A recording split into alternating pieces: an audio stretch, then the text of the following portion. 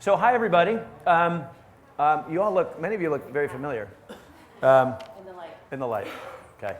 I do have some notes tonight because the topic of cannabis legalization in Vermont is kind of a rapidly moving one right now. And so a lot of us who've been thinking about this for a while are feeling a little bit overwhelmed in an exciting sort of way. So thank you all for being here tonight, and especially to my public communications students for walking down the hill on what I think we can all agree is a fantastic afternoon to be walking down the hill. It's good to be outside. So just a couple of thank yous. Thanks to Chris Walsh and Nectar's for putting this on, this series on for us, and you're going to do that. Yeah, but that's okay. There we go. And thanks to, of course, to the Vermont Cannabis Collaborative for putting this on. And the hashtag for this whole fall series is hashtag Cannabis Conversations. And we really do intend this to be what we hope will be a statewide, a nationwide, it already is, a global conversation about cannabis legalization. And the position that Vermont Cannabis Collaborative has taken on this is what we are calling a not if, but how question around cannabis legalization. We're assuming that cannabis legalization in Vermont is going to happen. And so the question we have is, how will that happen in a way that is uniquely Vermonty, if you will? We don't want to do what Colorado or Washington or other places have done, not because what has happened in those places is wrong for those places, but because Vermont is its own unique place. And we do things our own way in Vermont, which is why many of us are here. So I just want to talk for a couple of minutes. My talk was called Cannabis in Vermont, 10 numbers, but I added one. So now it's Cannabis in Vermont, 11 numbers. I hope that's all right. So the first number I've been thinking about is the number 5,000. 5,000. Anybody know why 5,000? Yeah. Judy? Number of growers currently in Vermont? Oh man, no. But that is an important number. 5,000?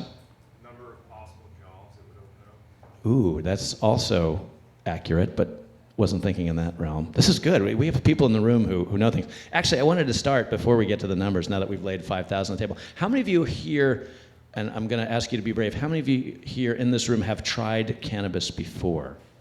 By a show of hands. All right, so just look around. Hands down before anybody sees. How many of you have never tried cannabis? And I'm raising my hand. Okay, so there are a few other people in Vermont besides me who've never tried cannabis. Even my wife has tried cannabis. How many of you in this room think that cannabis should be legalized in Vermont? Just by a show of hands. Okay, look around. So most of you, hands down. How many of you think we should not legalize cannabis in Vermont? So nobody. Okay. One. Okay. Who is that? Okay, great. And how many of you aren't sure? Like you're on the fence? Like you're here to learn, maybe? Great. Yeah. Okay, good. Again, that's the purpose of the Cannabis Conversations, is to have this conversation together. So 5,000. 5,000 is the number of years the cannabis plant has been in cultivation in advanced civilizations around the world. And I'm a historian by training, so of course I'm going to lead with that number, right? But I think it's important to recognize that cannabis has been around a long, long time. Ancient Egypt, ancient Sumer. I'm sure you all know that the U.S. in the U.S. Republic, George and Martha Washington grew cannabis in the backyard at Mount Vernon in Virginia. That the Constitution of the United States was printed on hemp, which is a form of cannabis, etc. So 5,000 years cannabis has been around. The second number is 1930. Now, those of you who know your cannabis history, why is 1930 important as a number? Yeah. Correct. 1930 was the year in which Harry Anslinger, he was the United States' first drug czar, the drug czar. Harry Anslinger began his propaganda war against cannabis. And he did this in part because he was looking to generate money for his new Federal Bureau of Narcotics. So by 1937, cannabis is declared illegal in the United States, and by 1970, cannabis is classified as a Schedule I drug which means, and I quote, the most dangerous class of drug with a high potential for abuse and potentially severe psychological and or physical dependence. Cannabis was put in the same category as heroin. And here's the thing. Because of the federal prohibition against cannabis since the 1930s, scientists, chemists in the United States have never, ever really been able to study cannabis for all of its remarkable properties in the 80 or 90 years since cannabis has been outlawed by the federal government. So 1930 is our second number, the year that the propaganda war against cannabis began in the US. The third number is 400. 400. There are 400 chemicals in the cannabis plant. 400 chemicals in the cannabis plant, known chemicals. More than 60 of those 400 chemicals are cannabinoids. How many of you have heard of this term, cannabinoids, before? So cannabinoids are chemicals that mirror our own human body's endocannabinoid system. And my dear friend Annie Galloway, I think, might reference the endocannabinoid system in her talk in just a few minutes. So again, here is a remarkable plant. It's been around 5,000 years. It's got 400 chemicals in it, and we don't really know much about those 400 chemicals because we have not been allowed to study or fully appreciate the power of this particular plant because of this 80-year war against it in the United States. The fourth number is 100. 100. Any guesses? 100. 100 is the number of millions of Americans over the age of 12 who have tried cannabis. 100 million Americans is more than 1/3 the US population. That's a lot of people. The fifth number is 16. 16. Why 16? Some of you I know have seen the film, the really nice documentary that Sanjay Gupta did about cannabis a few years ago on CNN called Weed. 16 is the age which seems to serve as a dividing line for cannabis abuse in the human brain. Kids who start using cannabis before the age of 16 seem to develop a lot more trouble with cannabis-related brain trauma, if you will, than people after the age of 16. And we do know from some research to date that the age of 28 is about when those cannabis-related brain dilemmas seem to begin to resolve. And we're talking about loss of memory through use of cannabis, basic learning skills being compromised through use of cannabis. And of course, everybody's brain is different. But we do know from the research that between the ages of 16, which serves as a dividing line, and into early 20s, that seems to be when things are kind of working themselves out in the brain. So the next set of numbers, I'm halfway through. The next set of numbers are Vermonti numbers, because we want to bring all of this information, 5,000 years, the 80-year propaganda war against the US, the 400 chemicals, 60 of which are cannabinoids, 100 million Americans who've tried cannabis, and age 16. We want to bring this back home here to the Green Mountains. So the sixth number I have for you is the number 30. 30. 30 is the percentage of Vermonters ages 18 to 25 who reported using cannabis in the past month. 30% of Vermonters age 18 through 25 reported using cannabis. And again, that's roughly 1/3 of our youthful population, 18 to 25, is using. The seventh number is 64,000. 64,000, and that's the total number of Vermonters using cannabis currently. 64,000, the total number of Vermonters. And if you know your population of Vermont, that's about 10% of the Vermont population is using cannabis currently, 64,000. The eighth number, some of you flagged, it's the number 4,000.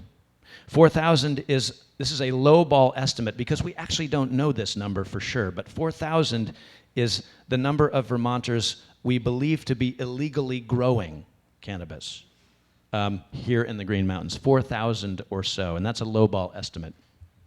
And these are people who have been growing a plant for which has been, of course, criminalized for its use. So these are people with expertise, with wisdom, with knowledge, with some understanding of this plant with 400 chemicals in it, and right now they're not allowed to talk. No talking about that. The ninth number is 40. Now, we talk about cannabis as a potential economic driver for Vermont. Could we create jobs? Could we build a cannabis industry in Vermont? Consider the number 40. 40 represents 40 times as many cannabis consumers who live within a 200-mile radius of Vermont. 40 times as many people live within a 200-mile radius of Vermont who use cannabis as actually live in Vermont itself. Those are people in Boston, people in Montreal, people in New York City, people in big cities that ring us, and of course states and provinces that ring us, who already use cannabis and are a potential market for visiting Vermont if we can legalize cannabis and do it right. The number 40 times. The 10th number is the number 75, as in $75 million, $75 million. And this is the high end of annual estimated revenue that could be generated by cannabis sales in Vermont, $75 million a year, assuming two things.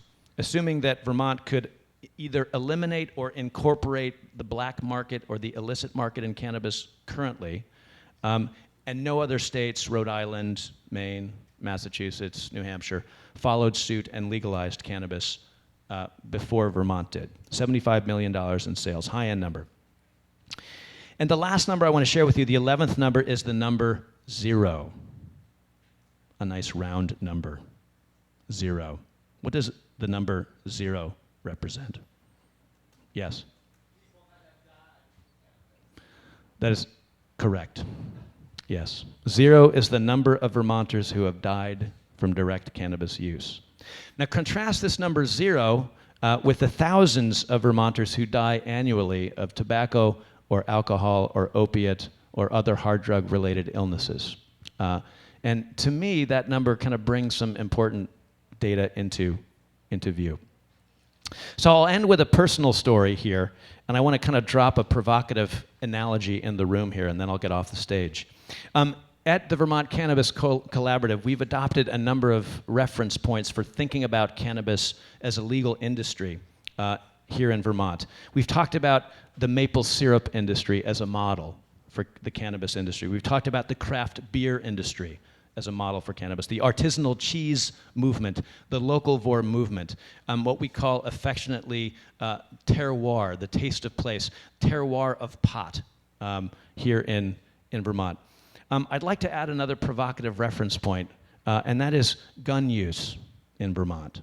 And I know what you're thinking. It's like, what do guns have to do with cannabis? That sounds dangerous, but bear with me. Vermont has the most open and permissive gun carry laws in the United States. My friends and redneck relatives out west are envious of our permissive and open gun carry laws here in the United States. Vermont also has one of the lowest rates of gun-related deaths in the United States, one of the lowest rates of gun-related deaths in the US. And these two numbers together are not an accident. They're not an accident. It's the result, these two numbers, of permit-funded hunter safety classes throughout Vermont. How many of you have ever been to a hunter safety class? Great. All over Vermont, throughout the year, there are hunter safety classes in which neighbors teach neighbors how to safely and responsibly use firearms in appropriate ways, hunting, target practice, etc. Personal story. When my son turned 12, I took him to hunter safety class. For 1 week, he was in the presence of qualified experts who knew what they were doing, and they taught him how to load and shoot and clean and store a firearm, as did I, and how to use a gun responsibly in the presence of others. He earned his gun use permit only after he could demonstrate responsible use of a gun on an actual firing range. Of course, we still keep all of our firearms and ammunition under lock and key, as any responsible gun owner does. I think that we can train ourselves here in Vermont to respect cannabis like we respect guns, to understand its power more deeply, and to educate ourselves about its many powerful properties. Like guns, cannabis can be used for good or for ill. Like guns also, cannabis is a powerful force, and it's been with human civilization for 5,000 years. Rather than pretending it doesn't exist in Vermont or being satisfied with the cannabis status quo, I like to call it, the way things are right now, let's use legalization as a unique opportunity to reinvent our relationship with cannabis here in the Green Mountains.